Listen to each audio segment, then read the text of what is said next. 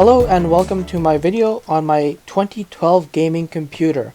Now this computer holds a special place in my heart because it was the first desktop PC that I ever built.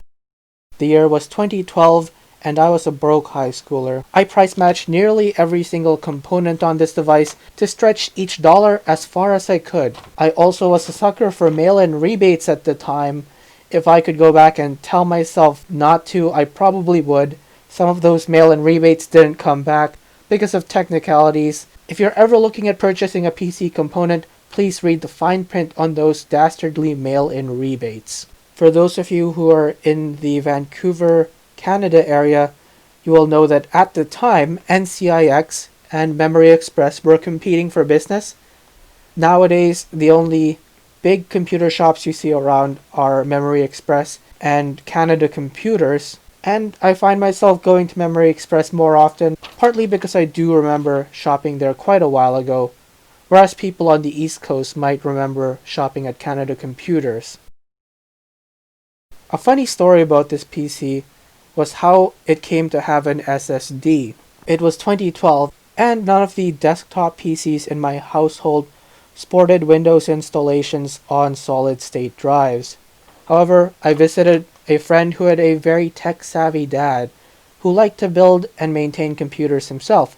I asked him for recommendations as I was about to build this PC, and he told me that if I were to shell out extra money on one component, it would be a good idea to consider buying an SSD instead of a hard disk drive, and boy was he right.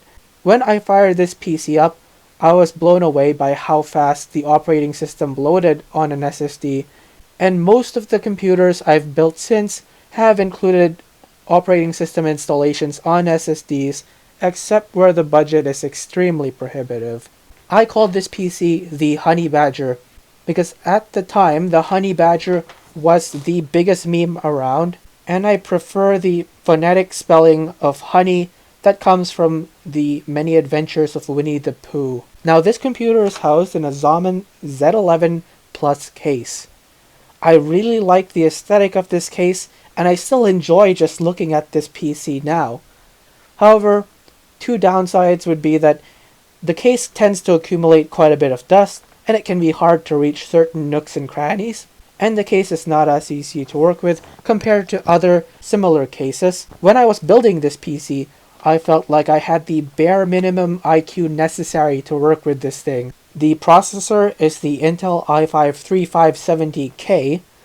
I opted for the K version because I did at the time plan on overclocking it at some point in the future, and I may still do that if I ever feel up to it. The motherboard is the lower-end MSi Z77A-G45. Now, at the time, I thought it was kind of interesting that it said military grade, but apparently military grade means that something has been made as cheaply as possible. The SSD that I got was the 256GB OCZ Agility 4. I have no complaints here.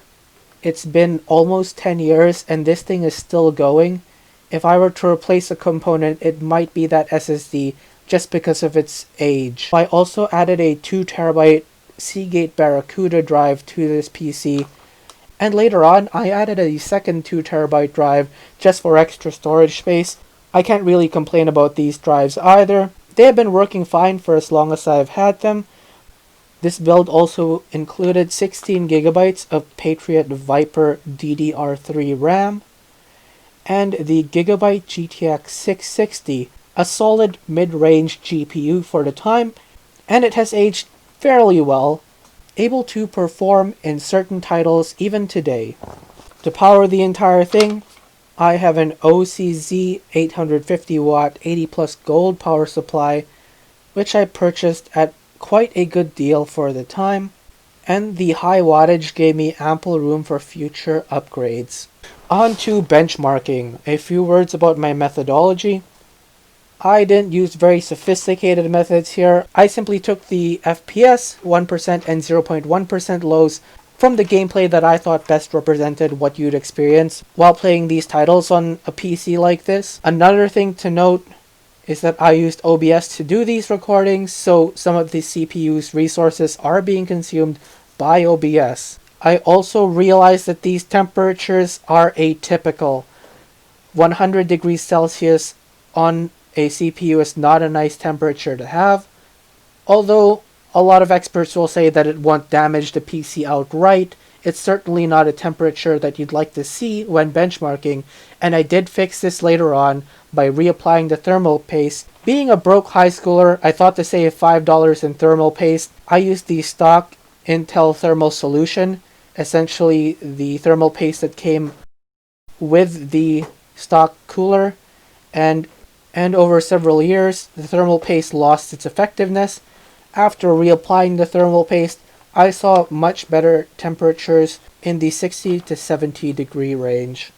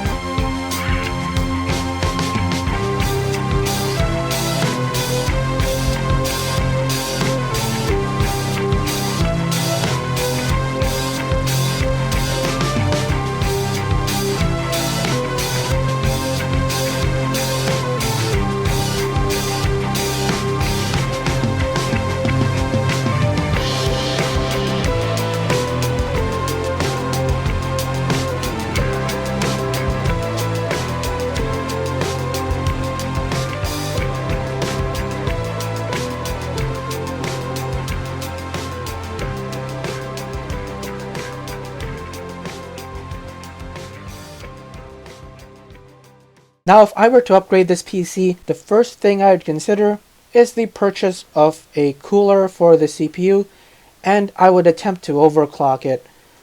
I haven't actually overclocked anything before, so that would be a bit of an adventure. I might also look to replace the SSD, although it has performed dependably and doesn't seem to show any signs of trouble. I was also considering getting a new GPU, and I did try swapping the RX 590 I had lying around into this PC, which I may make a video about in the future. Now this PC would have quite a few different use cases.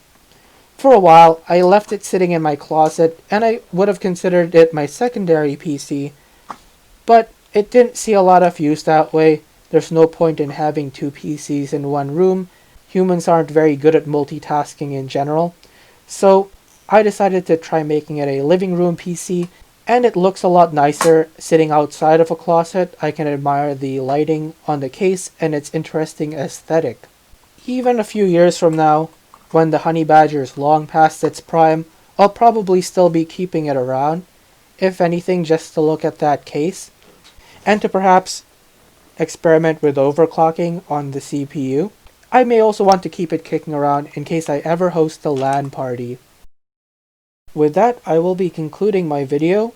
Thank you all for watching. If you liked this video, please consider subscribing and hitting that bell icon.